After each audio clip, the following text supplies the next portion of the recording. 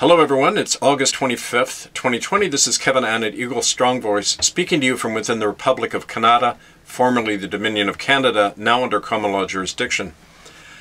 Well, throughout the world, the powers that are imposing this corporate police state are attempting to keep everyone in a state of despair with each new police state regulation. But today on the west coast of Canada, a shot was heard round the world.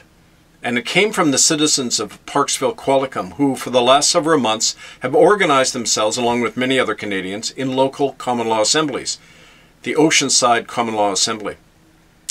Last night, at a special meeting, they brought in a local bylaw, which is now binding on all the citizens, which actually bans COVID restrictions and other measures. Let me read the news release they're sending out today. COVID restrictions and mandatory vaccinations are outlawed and nullified by Common Law Assembly. Citizens are encouraged to resist police state measures as officials are threatened with fines and imprisonment. And this is from Parksville, British Columbia, on central Vancouver Island. In a historic act of direct democracy last night, the Oceanside Common Law Assembly passed a public safety bylaw that prohibits COVID restrictions and mandatory distancing, masking, quarantines, and vaccinations anywhere in the communities of Parksville and Qualicum Beach on Canada's west coast.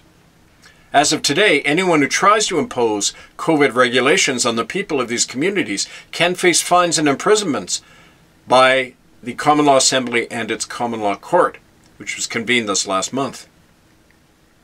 Citing international law, the Assembly bylaw states that these COVID regulations, quote, are unlawful, unwarranted, and medically unsound measures that threaten and assault the fundamental liberties, health, and security of the people of our community. Therefore, it is ordered that no one is obligated to consent to or comply with any of these regulations, and anyone is free to actively resist and disobey such regulations and measures by any means necessary without fear of legal consequence, unquote. What that means is that civil disobedience has now been lawfully authorized by the Common Law Assembly, and that applies to anybody within their communities.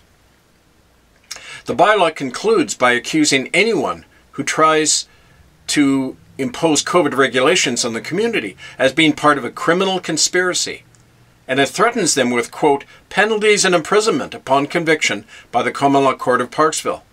All police authorities are expected and compelled by law to enforce this bylaw or be charged with obstructing justice and democratic process.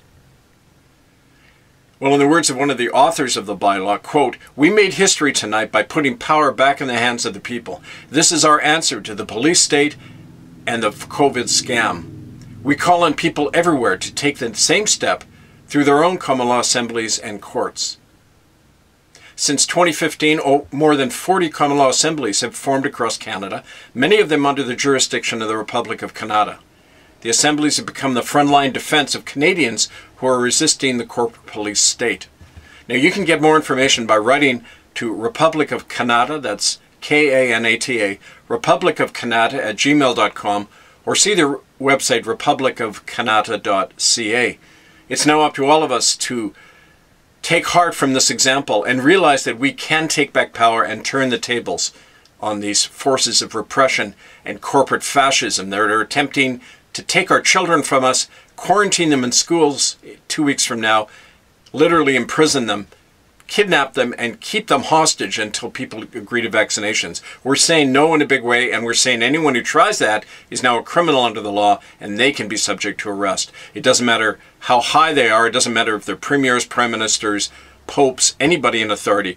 They are subject to arrest under common law. It is now up to we, the people, to enforce that. Again, write to us to become part of this great historic movement, republicofcanada@gmail.com. and murderbydecree.com. Stay tuned for more information. I thank you.